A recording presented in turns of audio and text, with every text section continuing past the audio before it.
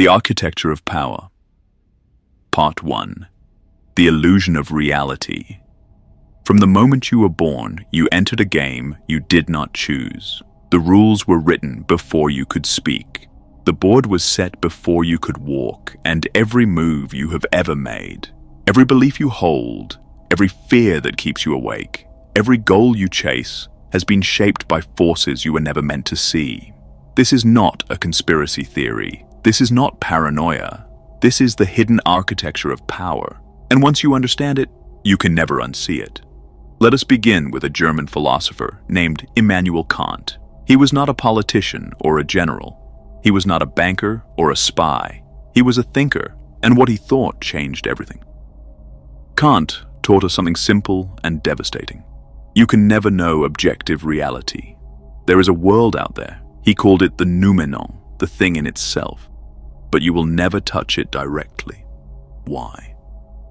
Because everything you experience passes through the filter of your senses, your brain, your language, your culture. What you perceive is not reality. It is your version of reality. He called this the phenomena, the things that appear to you. Time and space do not exist outside your mind. They are the lenses through which you make sense of raw experience. Without them, you could not process anything. But they are not out there. They are in here. And that means something terrifying and liberating at the same time. Reality is what you imagine it to be. Life is a constant act of imagination. Most people never realize this. They walk through the world believing they are seeing things as they truly are. They are not. They are hallucinating a version of reality that has been constructed for them by forces they cannot name. The goal of this audiobook is not to tell you what to think. It is to teach you how to think, to augment your imagination so that you see the world more clearly than you ever have before. We will look at the past, the present, and the future. We will build analytical models. We will test those models against reality. And if they work, if they help us predict what comes next, then we will use them to uncover something most people never find, the secret history of the world. Because here is the truth they do not want you to know. Everything you learned in school about history is false. Not partially false, not slightly misleading. False at its foundation. The history you believe was implanted in your brain by powerful people who have their own reasons for keeping you asleep. The real question, the only question that matters, is this: how does power work? If you can answer that question, you achieve liberation. You see how you are being manipulated, and once you see the strings, you can cut them. Part 2. The Alchemy of Money. Let us begin with money, because money is the first and most obvious illusion. Imagine you are a bank. You open your doors, and people come to deposit their savings. Let us say they give you $5 million. Why do they trust you? Because you promised them 1% interest. That is a good deal. But now you owe them something. You need to make money for yourself. So you find a friend who wants to build a restaurant. He needs $5 million. He promises to pay you back with 10% interest. You lend him the money. You make 9% profit. Now here is the question. After you take the deposits and make the loan, how much money is left in your bank? If you studied economics, you might say fractional reserve banking. You cannot lend all of it. You must keep 10% in reserve. So you lend 4.5 million, keep $500,000. That is what the textbooks teach. That is what you were told is logical. That is what you believe. But that is not what happens in reality. What actually happens is this. After you make the loan, you now have $9.5 million.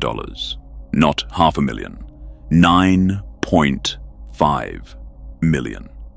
The deposits are still there. The loan is a new asset. The bank has created money out of nothing. This is not a trick. This is how the system actually works. over the past 20 years, Chinese banks, the Bank of China, the Industrial and Commercial Bank of China, the Agricultural Bank of China, have become the largest banks in the world, not because Chinese people got rich and deposited their savings, because these banks started lending money to build skyscrapers and roads and infrastructure. They created money out of nothing to finance the growth of a nation.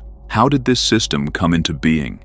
The answer takes us back to the beginning of trade. In the beginning, there were merchants. They needed money to facilitate trade. Some became wealthy and started banks. These banks traded in gold because gold was the primary currency. You would bring your gold to the bank for safekeeping, and the bank would give you a receipt, a contract promising to return your gold on demand. This receipt became easier to use than the gold itself. You could carry paper instead of heavy metal. You could trade across countries without moving your physical wealth. Now the bank has all this gold, and it wants to make money. So other merchants come and ask for loans. But the bank says, "Why should I give you the gold? It is heavy. It is insecure. Instead, I will give you a receipt, a contract. You can use that contract just like gold." And just like that, the bank has doubled its gold. The physical gold remains in the vault. The receipts become a new form of money. The bank has turned nothing into something. There is a problem with this system. What happens if everyone wants their gold at the same time? The bank has issued more receipts than it has gold. If too many people demand their gold at once, the bank collapses. This is called a bank run. And there is another problem. Who does the bank lend to? Not entrepreneurs. Not in the old days. The bank lends to kings and nobles. And what do kings need money for? War. They fight their brothers for territory. They conquer and defend, but a king can also decide not to pay you back. He can kill you. He can simply say, "I am the king. I do not owe you anything." So the banks developed a solution. They formed cartels, partnerships. They married each other's daughters. They created networks across Europe. If one bank faced a run, it could borrow from another. If a king refused to pay, the cartel could fund his enemies and destroy him. This system is called central banking, and it controls the world today. Now, here is the question that should keep you awake at night. If banks can create money out of nothing, if money is infinite, why is there poverty? Why do people starve? Why do children go to bed hungry in a world of abundance? You have been taught that money is scarce. You believe this in your bones. Your parents taught you. Your teachers drilled it into you. Every advertisement, every news report, every conversation reinforces the same message. Money is hard to get, so you must work hard to earn it. But money is not scarce. Money is infinite. It is just a number. The central bank can print as much as it wants. It does this all the time. The only limit is not physical, it is political. So why does poverty exist? Because poverty creates the illusion that money is valuable. If there were no poor people, you would not be afraid of becoming poor. If you were not afraid, you would not work hard. If you did not work hard, the system would collapse. The powerful need you to believe that money is scarce so that you will spend your life chasing it. They need you to see the suffering of the poor and think, that will not be me. I will work harder. I will stay in school. I will obey. Poverty is not an accident. Poverty is not a failure of the system. Poverty is a feature of the system. It is what the powerful do to you to keep you compliant. And what about economic crises? Stock market crashes, recessions, people losing their jobs and their homes. Why do those happen? Because money must be destroyed. If there is too much money in the system, people stop working. Why would they? They have enough. So the system periodically destroys wealth to maintain the illusion of scarcity. Wars do the same thing. You think wars are fought over scarce resources. They are not. Wars are fought to destroy wealth, to reset the system, to keep you afraid and obedient. The world you live in is a complete illusion created by central banking. The only real value is not money. It is your labor. your work, your energy. Everything else is a story designed to make you give that energy away. Part 3. The invention of the individual. Now let us ask a different question. What makes you happy? If you are like most people, you will say money, power, freedom, relationships, love, vacations, video games. These are the answers of an individual. And that is strange, because for most of human history, the concept of the individual did not exist. If you went back 5,000 years and asked someone how to be happy, they would not talk about personal fulfillment. They would talk about the community, about the village, about the family. They would say, happiness means helping others. It means being generous. It means sharing what you have. Imagine you lived in an ancient village. One day, you find a hoard of gold. What do? If you are a modern person, you dig a hole and bury it. You save it for your children. You put it in the bank.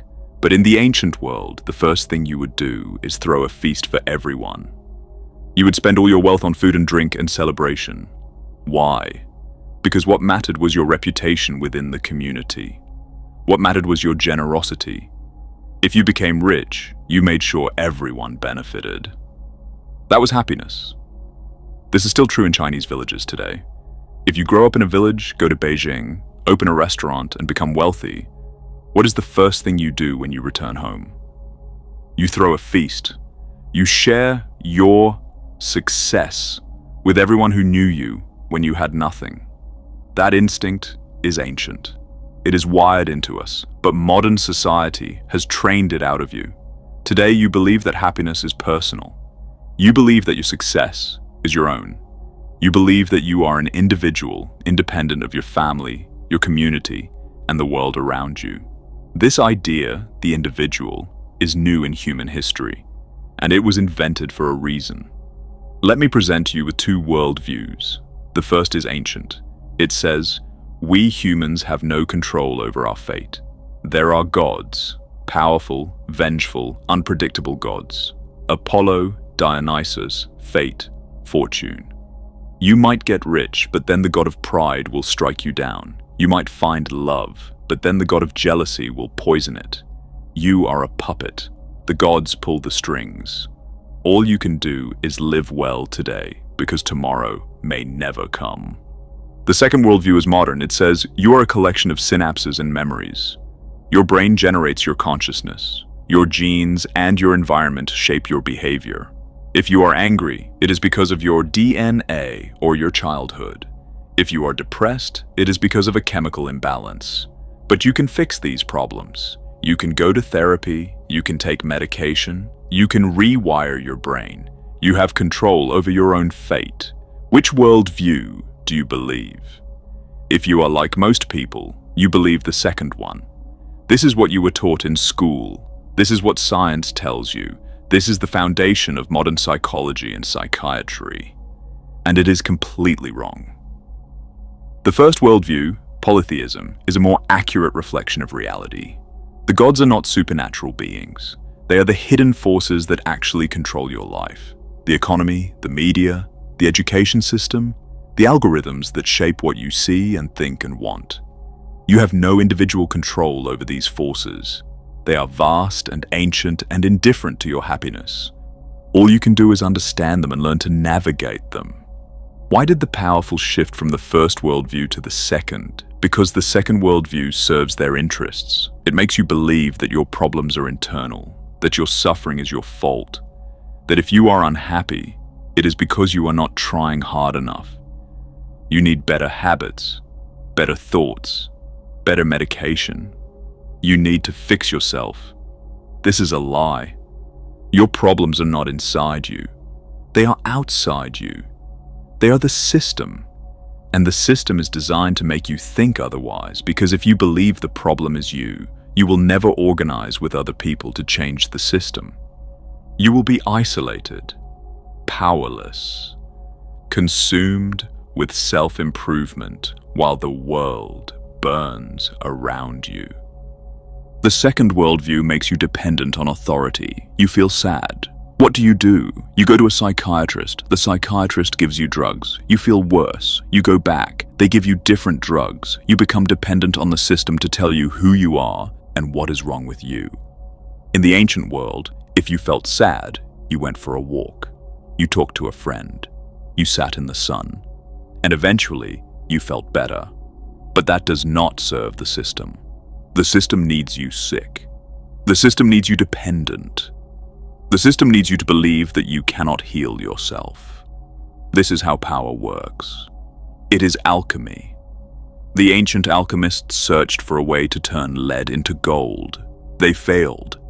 But the modern world succeeded. We turned nothing into everything. We made you believe that money is valuable, that the individual is real, that your happiness depends on consumption. That is power.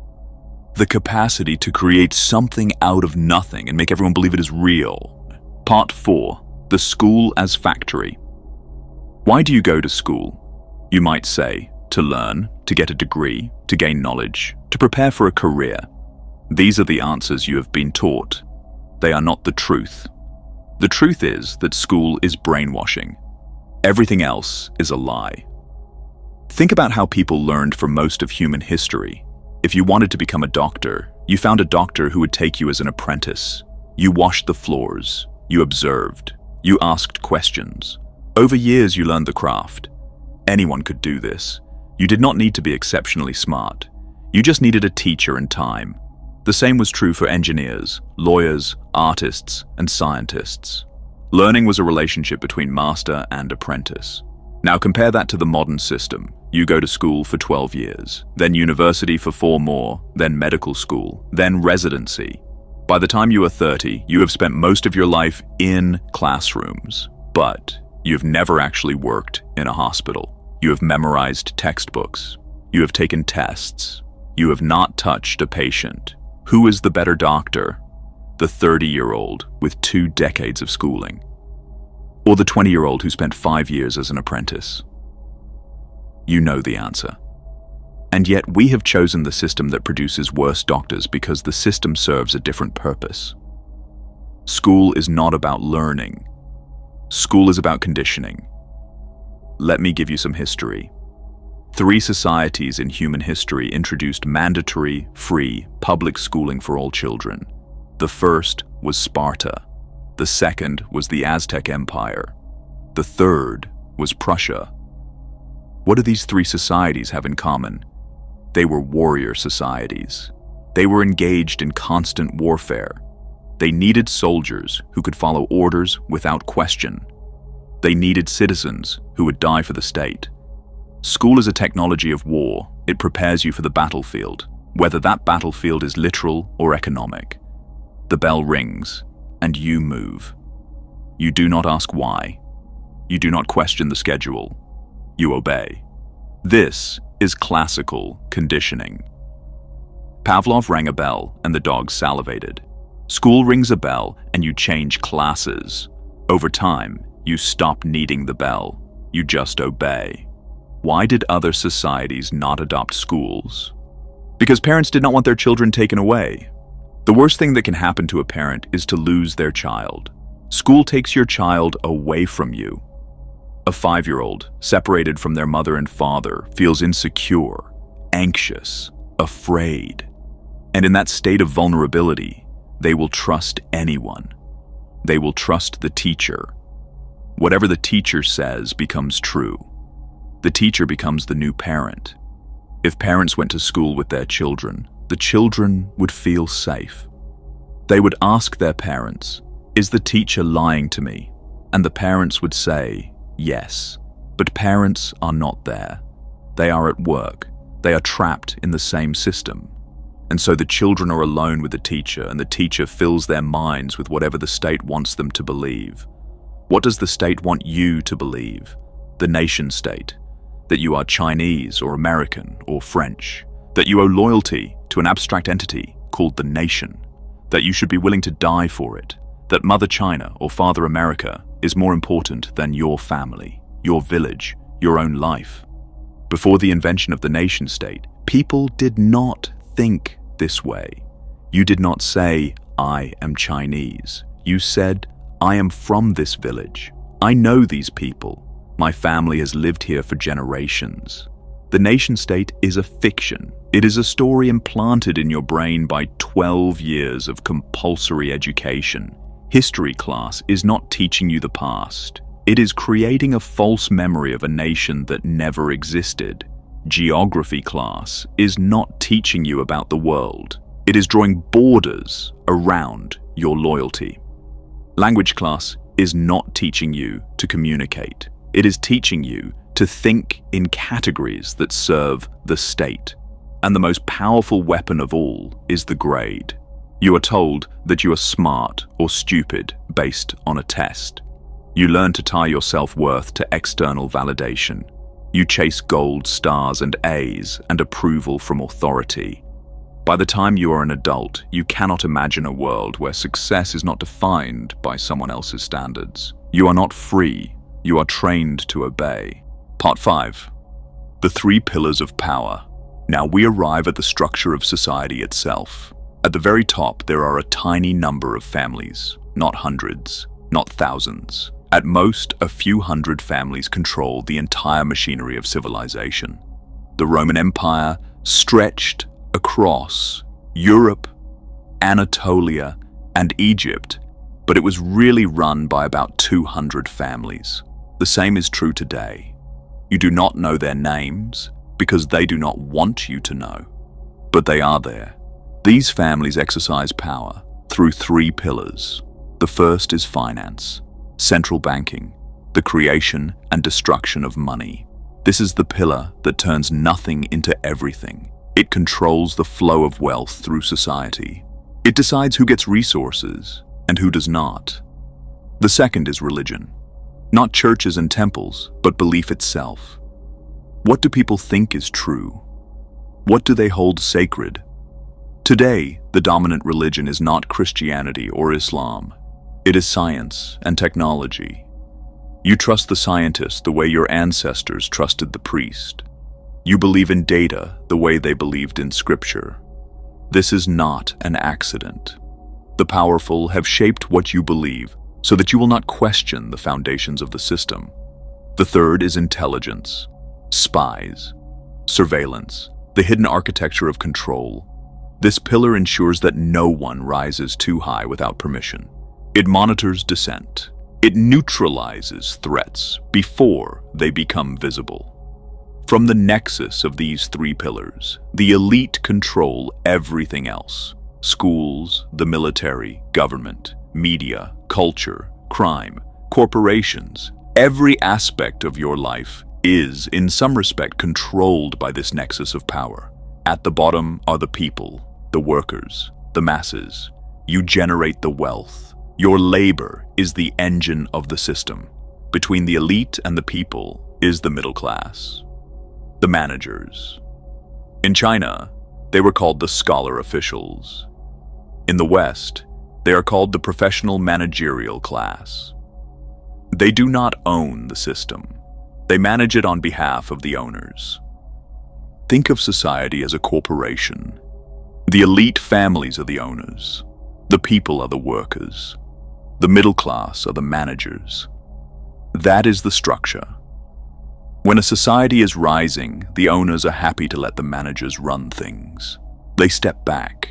They allow democracy, openness, meritocracy, innovation. The managers provide feedback. Treat the workers better, and they will work harder. The workers feel heard. They feel invested. Money flows. Babies are born. The society expands. This is the consent phase. But then elite overproduction kicks in. The elite families have too many children. These children all want positions of power. They want to spend the corporation's money. The corporation goes into debt. The managers, terrified of losing their jobs, do not tell the owners to be fairer to the workers. Instead, they exploit the workers. They deceive. They lie. They commit fraud. This is the deception phase. The elite and the managers are no longer aligned with the people. They are extracting from the people. Society stagnates. Decline begins. Then the conflict within the elite worsens. Factions form. These factions bring in elements of the middle class, which bring in elements of the people. The society polarizes. Civil war or revolution becomes inevitable. This is the coercion phase. Rule by force. Survival at any cost. And here is the cruelest detail. In the collapse phase, factions often invite mercenaries, foreign armies, to help them win their internal struggles. The mercenaries come, and then they realize they can stay. Foreign invasion does not cause the collapse. The collapse invites the invasion. Rome invited the barbarians. China invited the Mongols. The pattern is ancient and unchanging. The rise is steep. The decline is slow. The collapse is sudden. People think decline means things getting gradually worse. They think there is time. There is not. Collapse happens fast because society cannot survive external shocks. A plague alone, a drought alone, a war alone. Society can handle those. But a plague, a drought, a war, and a revolution all at once? That is a perfect storm. And society is never prepared for the perfect storm because in the decline and collapse phases, you are not allowed to criticize the system. Those who speak out are the enemies. In the rise phase, critics are heroes. In the collapse phase, critics are traitors. So the problems fester. No one is allowed to name them. And when the perfect storm hits, the society shatters. Part 6. The Signs of Decline.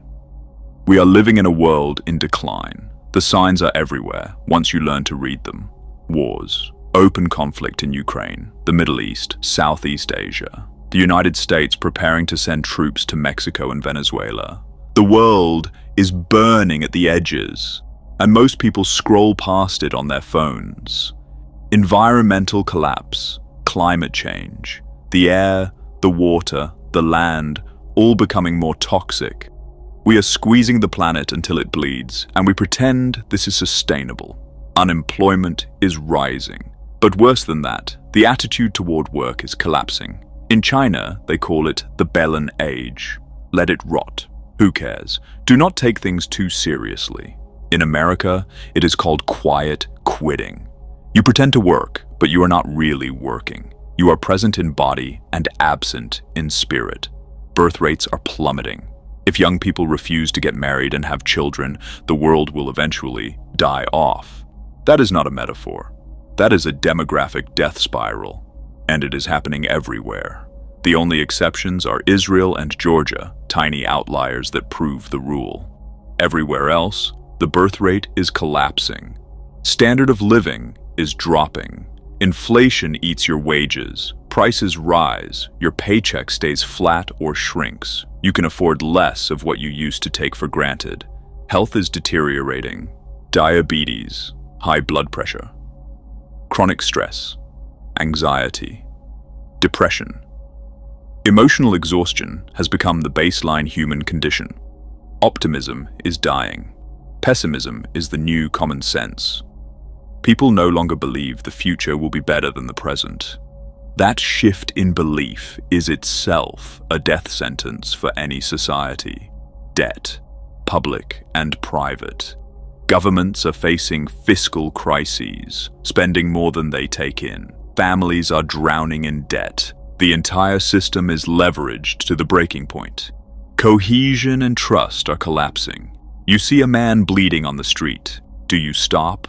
Do you help? Probably not. Neither would I.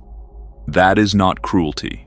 That is the symptom of a society that has forgotten how to see strangers as kin. Now, look at the Western world specifically. Property prices have skyrocketed. Inflation has eroded purchasing power. The stock market is booming, but that only means the rich are getting richer. 10% of the population owns 93% of the stocks in America. The real economy, the work that people actually do, is stagnating. Productivity is flat or falling. The gap between the financial economy and the real economy has become a chasm. And then there is euthanasia. In Canada, the government has made it legal for doctors to kill patients who feel their lives are not worth living. At first, this was sold as mercy for the terminally ill. But look at the numbers. In 2016, about 1,000 Canadians died by euthanasia. By 2021, it was 10,000. The approval rate has gone from 75% to 81%. It is as if they have a quota. The government is in a rush to kill as many people as possible. Who is dying? Poor people. People with cancer, not because cancer is always terminal, but because cancer is expensive to treat. People who have lost the ability to engage in meaningful activities. People who are depressed. The government is not helping these people. It is eliminating them because they are a burden on the system. 25 years ago, this would have been unthinkable. Every life was taught to be a gift from God. Society was supposed to protect the vulnerable, the marginalized, the poor. That was the basis of social cohesion. Today, all that matters is numbers.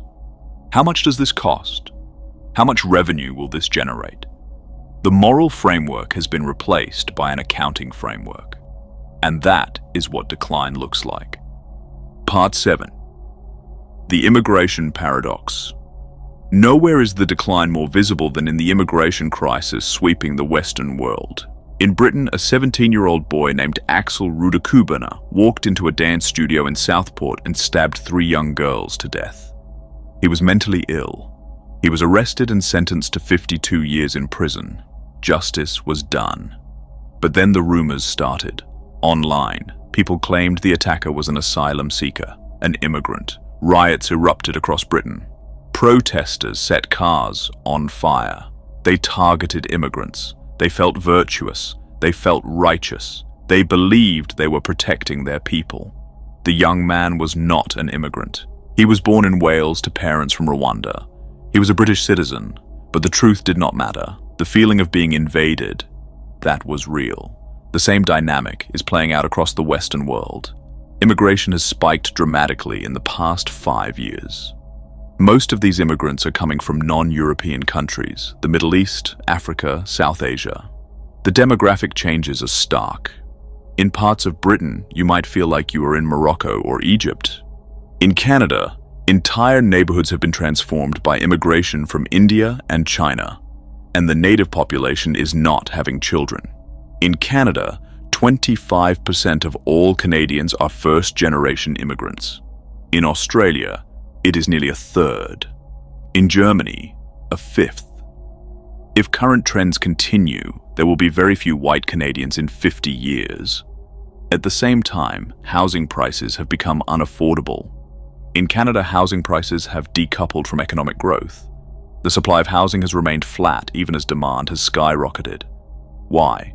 Because property owners benefit from rising prices. Homeowners want their houses to be worth more. The government is not building more housing because the people who already own housing do not want the competition, and the immigrants themselves are suffering. There are viral videos of thousands of Indian students lining up for hours to apply for minimum wage jobs at restaurants and stores. They live 8 to a room. They are desperate for a path to citizenship. At the same time, Indian Canadians have become an extremely powerful political force. In the last Canadian federal election, 22 people of Indian descent were elected to Parliament. There are fewer than 10 Chinese Canadians in Parliament, even though Chinese Canadians have been in the country longer and are more numerous. The Indians are better at organizing, better at collective action, better at the game of democracy. There is a real possibility that in 20 or 40 years, the Indian diaspora could take over the Canadian government. The native population would be replaced. This is not racism. This is demography, and it is happening because the system benefits from it. Who benefits from mass immigration? Rich pensioners, old people with money. They need gardeners, cooks, nurses, laborers. They need cheap help. Young native people do not want those jobs. So the system brings in immigrants who will work for low wages and ask few questions. The rich get their labor. The immigrants get a chance at a better life. And the native working class gets squeezed from both sides. Their jobs disappear, their wages stagnate, their neighborhoods change, and they are told that if they complain, they are bigots. This is not sustainable. The civil conflicts we are seeing in Britain, the United States, France, and Germany are just the beginning. Part 8. The Rise of Gerontocracy. Who is running the world? Look at the United States Senate. the most powerful political institution in the world's most powerful country. These are people who are well above the standard retirement age of 62. Dianne Feinstein died in office at 90. Chuck Grassley is 90 and still working. Mitch McConnell, the former head of the Senate, had to be carried away from a microphone when his brain froze on national television. Joe Biden, the President of the United States, trips when he walks and loses his train of thought mid-sentence. These people are literally fighting for life. They refuse to give up power. They will only leave when they die. Never in human history have there been so many old, rich people. In 1900, people over 75 were a tiny fraction of society. Today, they are the fastest growing demographic, and they are not dying. They were supposed to die at 72. Modern medicine can keep them alive, even as vegetables, for 20 more years. They have money. They have access to the best healthcare. They will not leave. This is gerontocracy, rule by the old. And the old are not wise, tolerant, and benevolent.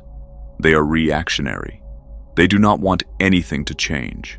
They care first and foremost about safety, their safety. They are stubborn.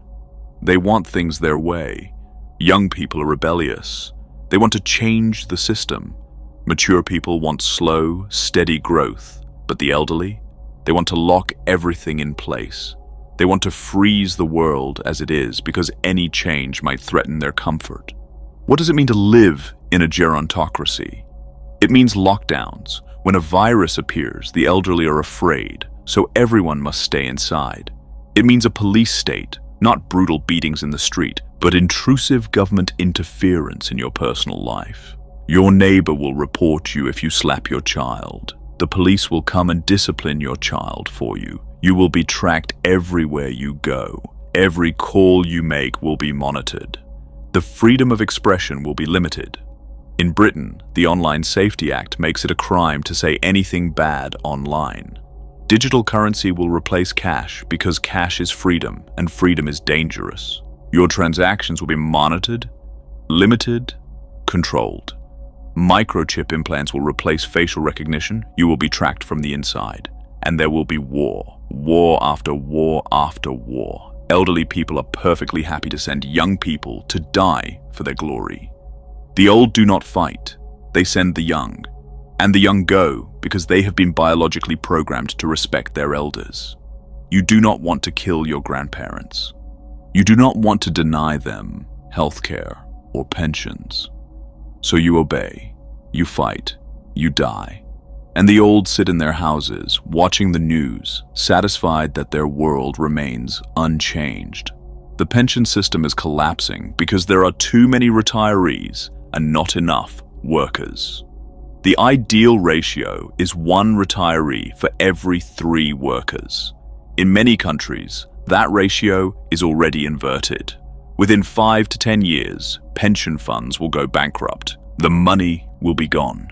But the old are the most powerful political force in society. They have time on their hands. They will make trouble. They will demand that money be diverted from schools, from healthcare, from infrastructure, from the future, into their pockets. And they will get what they want because you will not stop them. You cannot stop them. You are biologically wired to respect them. This is the trap. This is death by gerontocracy.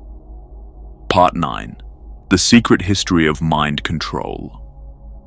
Now we go deeper, because money and gerontocracy are only the surface. Beneath them lies something far more insidious, the ability to control the human mind itself. 5,000 years ago in Egypt, the priests faced a problem.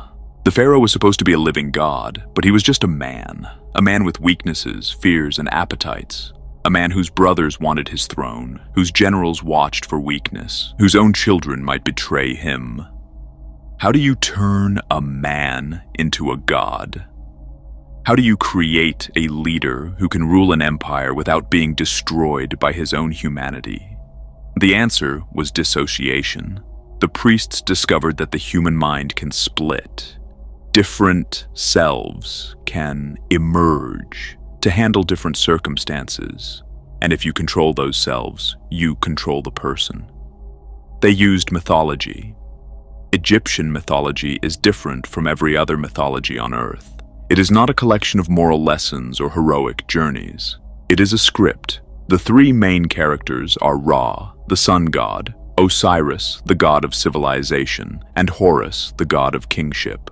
Ra fights the serpent of chaos every night and wins. He is the virtuous hero. Osiris is betrayed by his brother, cut into pieces, and reassembled by his wife, Isis. He is the passive victim. Horus is the child of Osiris and Isis. He grows up seeking vengeance. He fights his uncle, is humiliated, raped as a sign of domination, but eventually wins his throne. He is the vengeful child. The pharaoh was believed to be the literal reincarnation of all three. Through ritual, through drugs, through trauma. The priest could make the pharaoh believe he was Ra, Osiris, and Horus. They dressed him as Ra and had him stab, burn, and strangle an effigy, or perhaps a living person. He felt the power of the hero. Then they dressed him as Osiris, placed him in a coffin, cut him symbolically or literally, sexually humiliated him, and then comforted him with a priestess dressed as Isis. He felt the helplessness of the victim. Then they dressed him as Horus and had him act out vengeance, domination, conquest.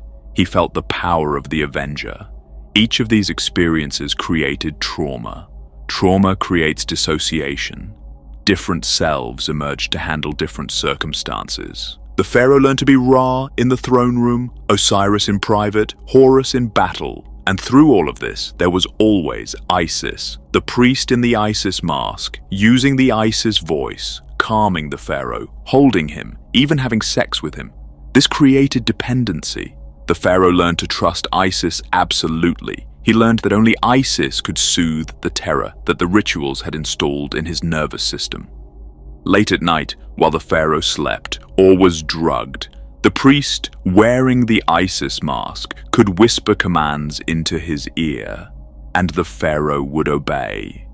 Not because he was weak, because he had been programmed, because the command came from the only voice that had ever made him feel safe. The priests also used smell as a trigger. Different scents activated different identities. Incense for Ra, roses for Osiris, something else for Horus. In the throne room, when the priests needed the pharaoh to make a certain decision, they released the corresponding scent. The pharaoh did not even notice. He simply felt a certain way. He became a certain person, and that person made the decision the priests wanted. We are all like this, to some degree. You are a different person at school than you are at home. Different with your friends than with your parents. Your environment activates different identities. But the pharaoh was programmed to an extreme degree. His dissociation was not a flaw. It was the point. Now jump forward 5,000 years, to the war on terror, to Abu Ghraib, to the photographs that shocked the world. Naked prisoners stacked in pyramids, men on leashes, humiliation, torture, sexual degradation. The military said it was a few bad soldiers, rogue actors. They were arrested and punished. Case closed. But then it came out that psychologists had designed the program. The CIA had paid them $80 million to develop enhanced interrogation techniques. This was not a few soldiers losing their minds. This was a program designed by professionals, funded by the state. The official explanation was learned helplessness, the theory developed by Martin Seligman, the same man who later created positive psychology. The idea is that you can take a strong person and, through systematic trauma, break them down into a passive, obedient victim. You can turn Ra into Osiris. The CIA thought they could apply this to captured terrorists. They thought they could break their spirits, extract information, and render them harmless. But something strange happened. The prisoners did not become passive. They became radicalized. They emerged from those prisons more committed, more violent, more dangerous than before. They formed ISIS, Islamic State. And here is the detail that should stop you cold. ISIS. The Egyptian goddess who saved Osiris reassembled his body and gave birth to Horus. Coincidence? Maybe not. Academics have documented the direct connection between the torture in American prisons and the rise of ISIS. Many of the fighters the United States is currently fighting in the Middle East were radicalized in prisons controlled by the United States. The experiment did not fail. It worked, just not the way the official story claims. They were not trying to turn terrorists into citizens.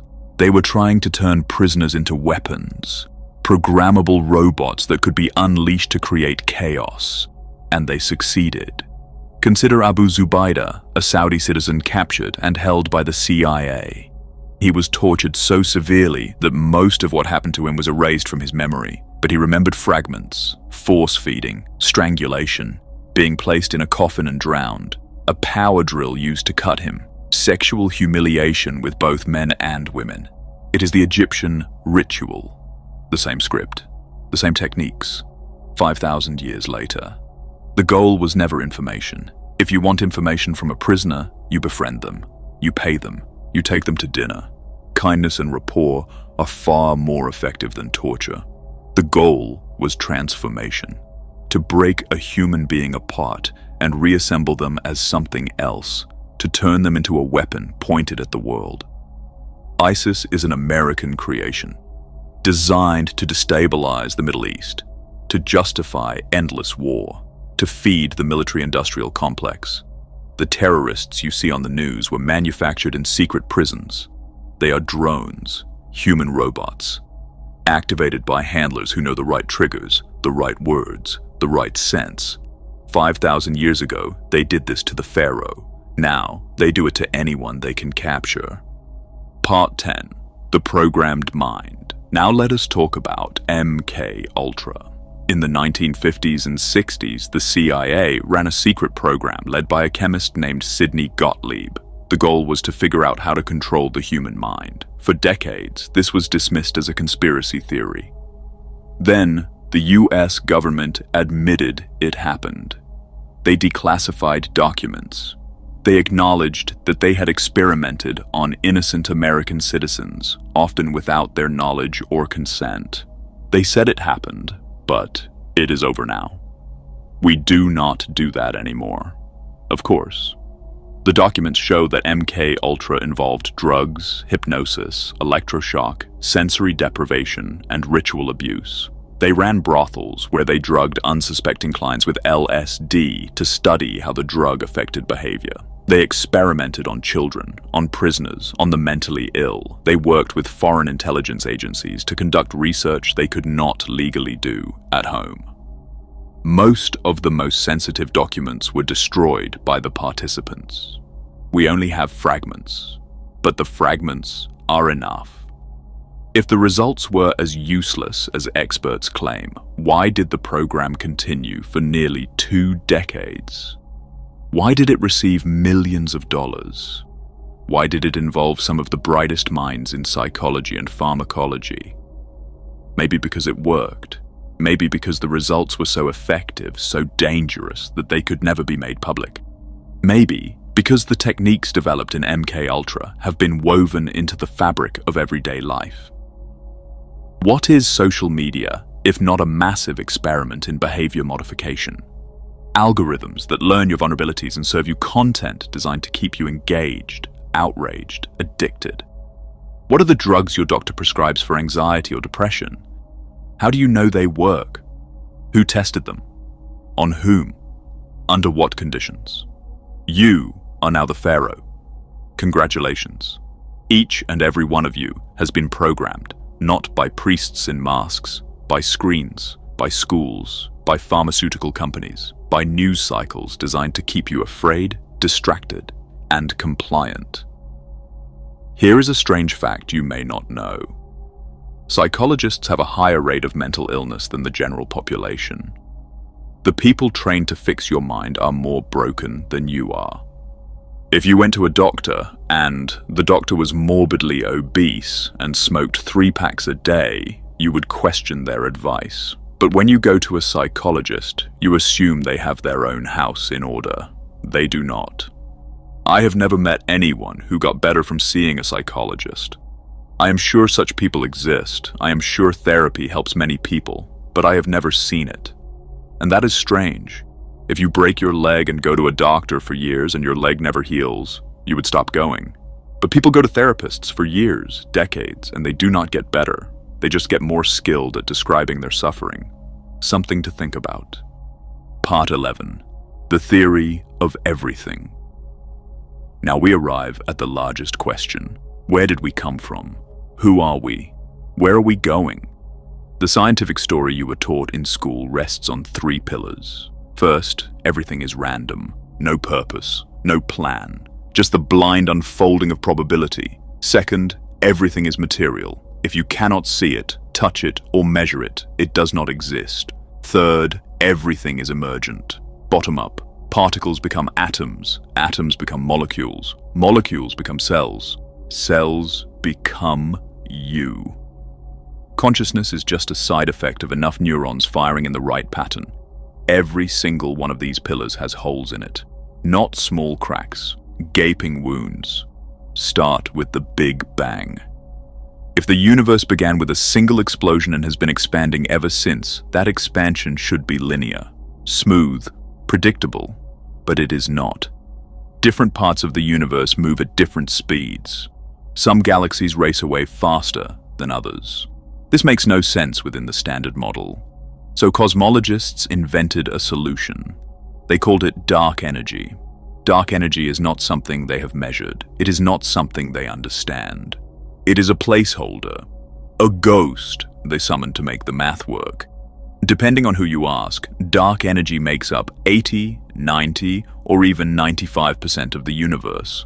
Most of reality, according to the people who study reality, is composed of something they admit they know nothing about. Now, evolution.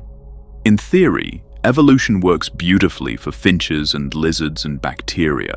But when it comes to human beings, the theory begins to strain.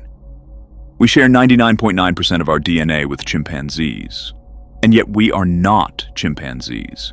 We built cities and wrote symphonies and split the atom. How did that tiny fraction of genetic difference produce such an enormous gap in capability? No one knows. Anatomically, modern humans have been around for roughly 200,000 years. But we only have about 50,000 years of recorded history. Where did the other 150,000 years go? What were we doing? Why did it take so long for civilization to emerge? The standard answer is that we were slowly figuring things out, but that is not an explanation. It is a shrug. And according to evolutionary theory, there should be many different types of human beings. Just as there are many different types of finches or dogs or beetles, we should see a branching tree of hominid species, some with 6 fingers, some with 3 eyes. Some adapted to mountains, others to jungles, others to frozen tundra. But there is only one, Homo sapiens. Scientists point to Neanderthals and Denisovans as evidence of past diversity, and that is true. But those branches died out. We absorbed them, or killed them. And since then, the human lineage has remained stubbornly, strangely singular. That is not what evolution predicts. It predicts continuous divergence. What we see is convergence. One species, one body plan, one global family. Now, neuroscience. We do not have a model for how thinking works. We do not know where memories are stored. Not really. There are theories. The hippocampus is involved. Certain cortical regions light up on scans, but storage? Actual storage? The brain is not a hard drive. There is no little folder labeled childhood tucked away in a corner of your skull. When neuroscientists admit the truth, they say memory is distributed across the entire brain. Which is another way of saying we have no idea where it is. Memory is the building block of identity. Without memory, you are not you, and we cannot find it in the physical organ that supposedly generates it. That is not a solved problem. That is a gaping hole in the center of the map. And here is where things get truly uncomfortable. The way you were taught to think in school is backwards. The scientific method, research, hypothesis, experiment, data, refinement, that is what every textbook says. And it is a lie. Not a small lie. A fundamental inversion of how creativity actually works. No great scientist in the history of humanity has ever made a discovery by following the scientific method. Not one.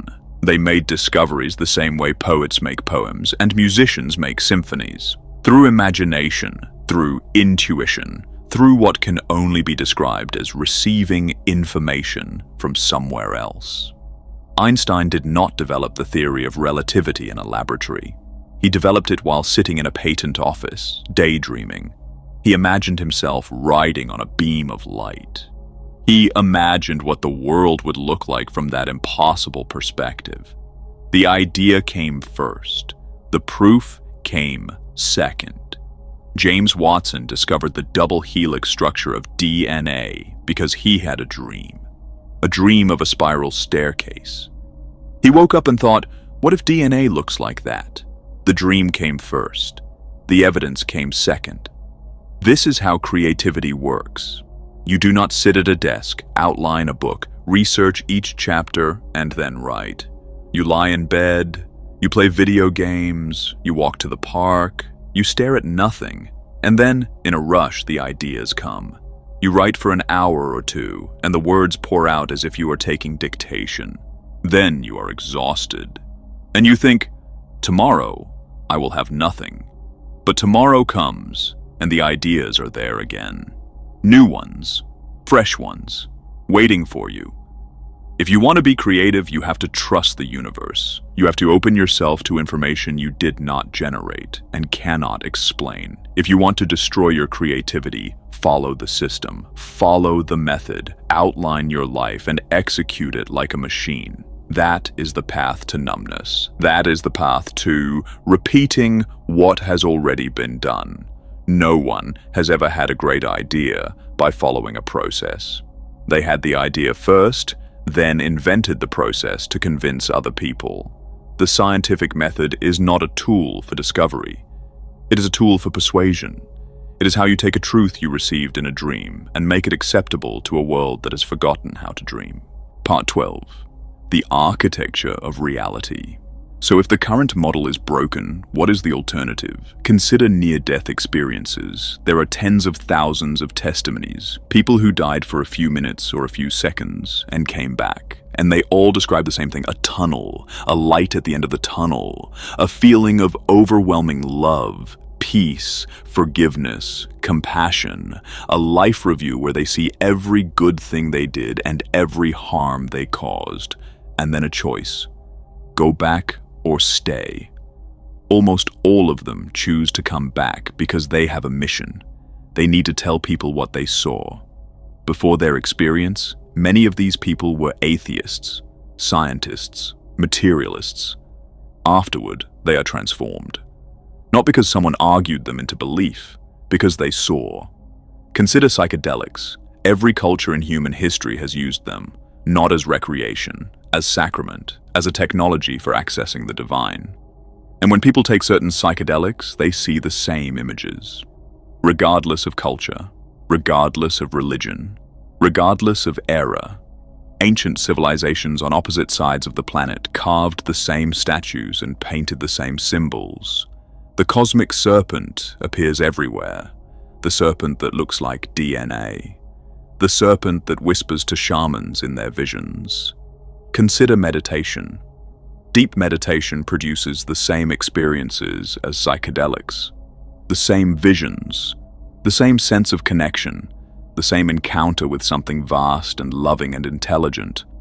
All of this points to a different understanding of reality, not random, not material, not emergent, but structured, purposeful, conscious. Let us return to Kant. He said we cannot know the noumenon, the thing in itself. But Hegel went further. He said the noumenon is spirit. It is Geist, the universal mind.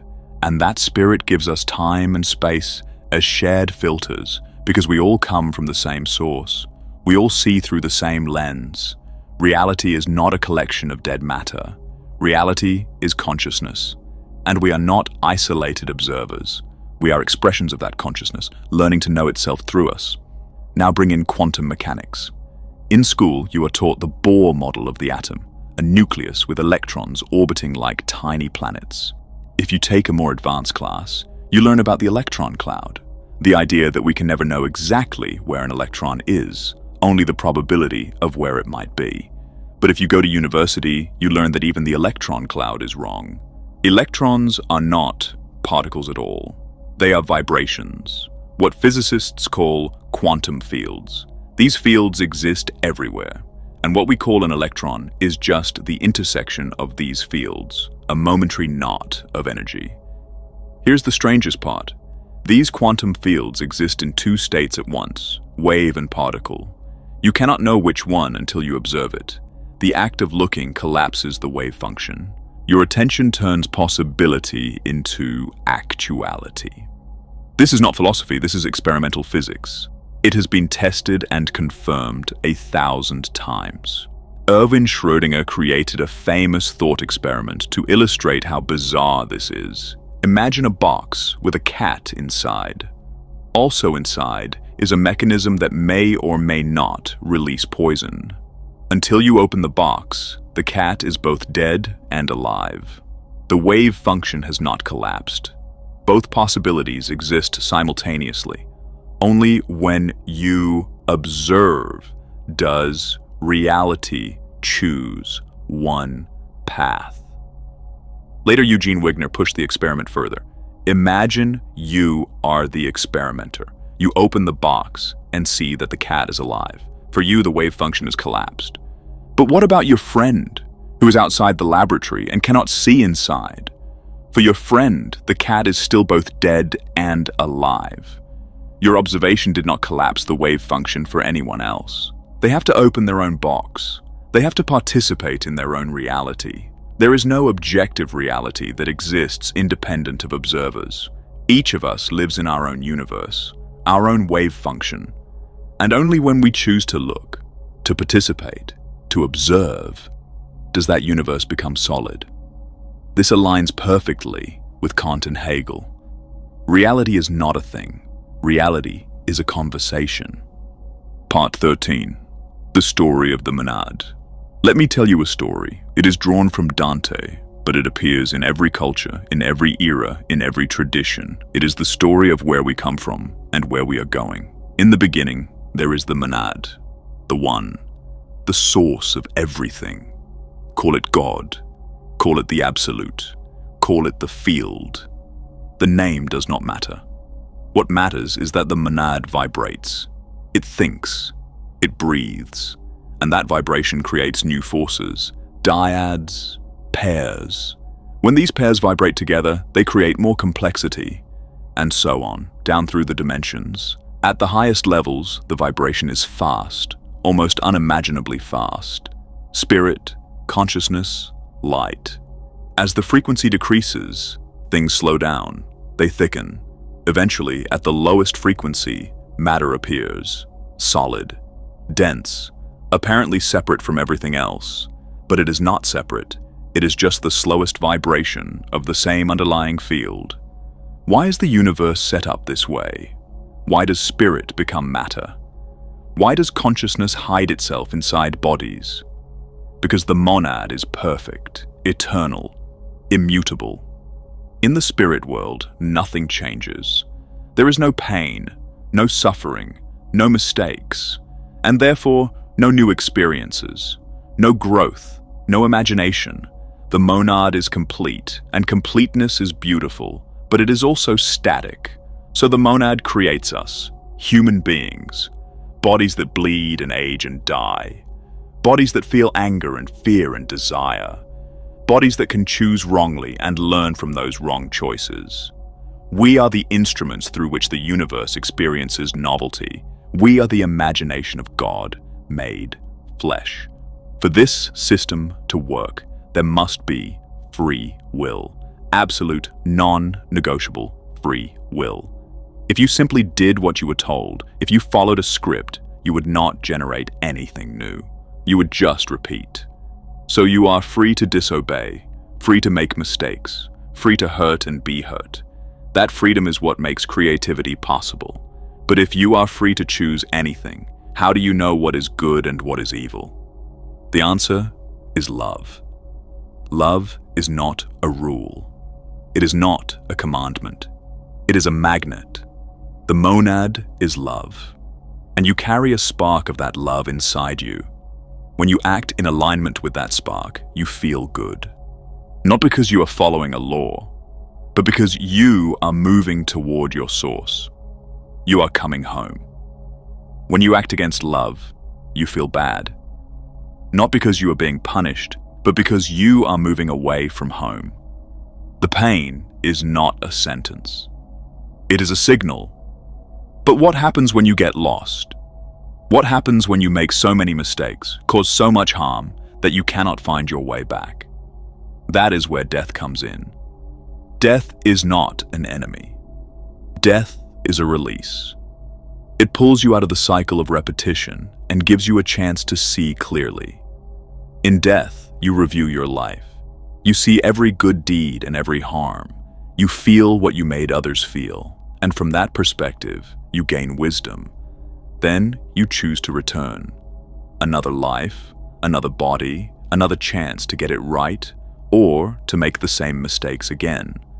The choice is always yours. And what about the darkness? What about the hatred and fear and cruelty that humans generate? Where does that go? It cannot return to the monad because the monad is perfect love. So it sinks. It falls into lower dimensions. It becomes what the ancients called hell. Not a place of eternal punishment, a place of storage, a place where the vibrations of hatred and fear collect because they have nowhere else to go. This is the architecture of reality. Heaven above, earth in the middle, hell below.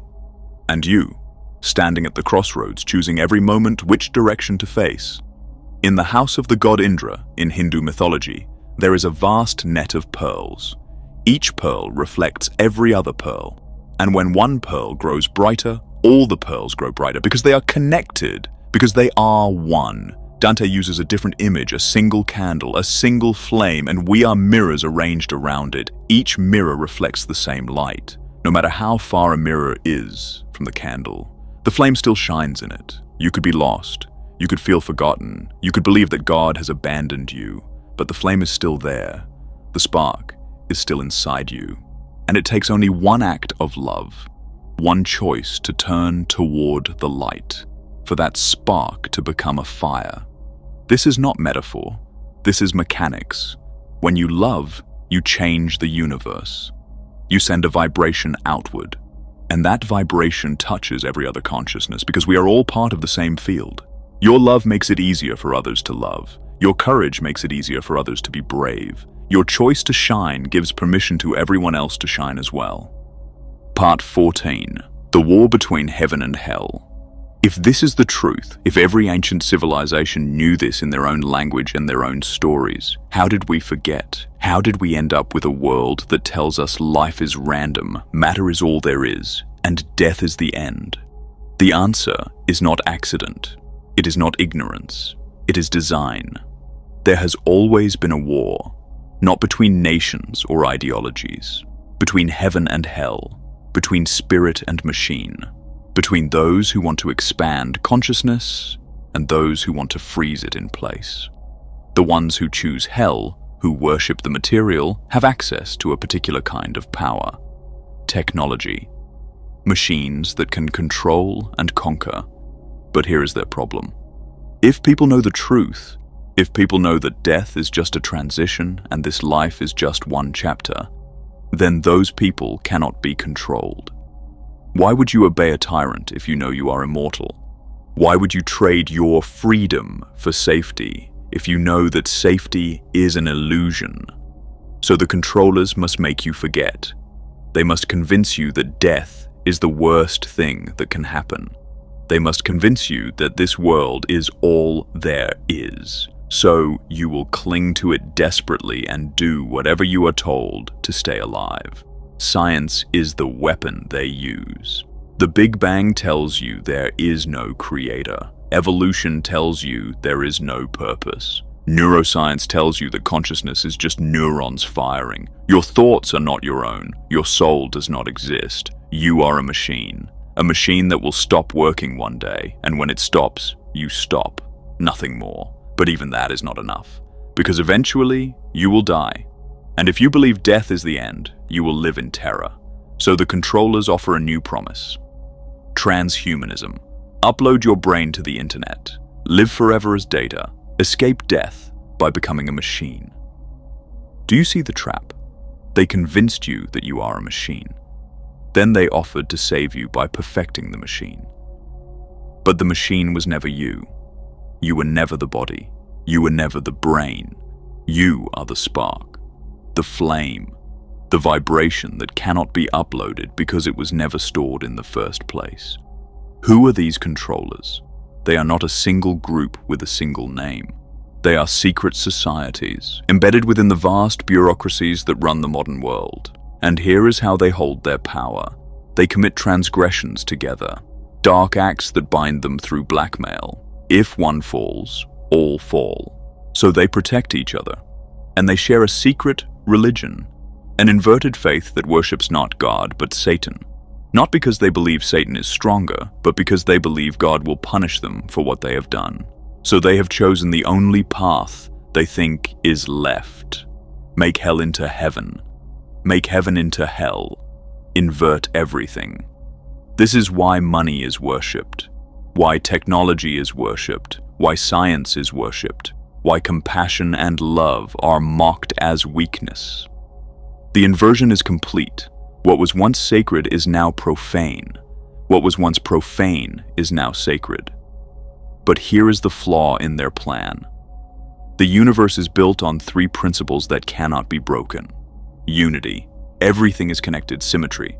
For every good, there is an evil. For every light, a shadow. You cannot have one without the other. And as above, so below. The spiritual and the material reflect each other. So the controllers cannot win. Not ultimately. Because the moment the darkness becomes complete, the light has nowhere to hide. It must shine.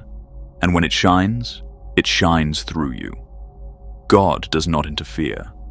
Not because God is absent, but because God trusts you. The only time your choice matters is when the world is dark enough that your light makes a difference. And we are living in that time. The darkness is almost total.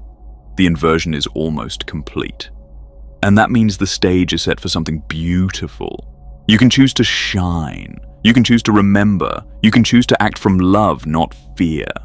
And when you do, you will not be alone. Your light will reflect in every other pearl. Your flame will kindle every other mirror.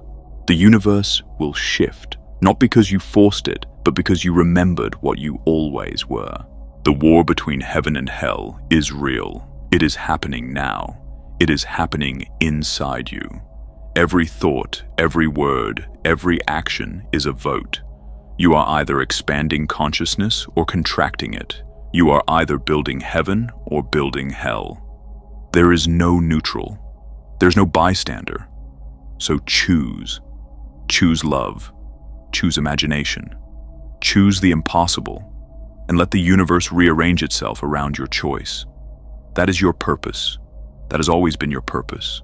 Not to obey. Not to conform. Not to survive. To create. To expand. To become so fully yourself that the monad sees its own face in you and rejoices. This is the theory of everything. Not a formula. Not an equation. A story. A story that has been told in 1,000 languages across 10,000 years. And now it is your turn to tell it again. With your life. With your choices. With the light you decide to shine into a world that has forgotten how to see. Part 15. The only question that matters. You have been lied to your entire life about money, about the individual, about the nation state, about school, about science, about the nature of reality itself. These lies were not accidents. They were designed. They were built into the architecture of your mind before you were old enough to ask questions. They have been reinforced every day by every institution you trust. But now you see, not everything. Not yet, but enough. Enough to know that the cage is real. Enough to know that you are in it. Enough to know that the lock was never on the outside. The question is not whether the system can be changed. The question is whether you will change, whether you will stop playing their game, whether you will stop chasing their money, seeking their approval, believing their stories, whether you will stop being a pawn and start being a creator. You have two choices. You can go back to sleep. You can scroll, consume, obey, and die. That is one path. It is the easy path. It is the path most people will take. Or you can wake up. You can question everything. You can reclaim your energy, your attention, your life. You can build something new from the ruins of the old. The choice is yours. It has always been yours. They want you to believe it is not. That is the final lie. That you are powerless. That you are alone. That nothing you do matters. They are wrong. Every act of courage, every moment of clarity, every choice to love instead of fear, these are not small things. They are the only things that have ever changed the world. Not armies, not governments, not banks, people, awake people. People who refused to play the game. Be one of those people. The world is waiting for you to remember who you are.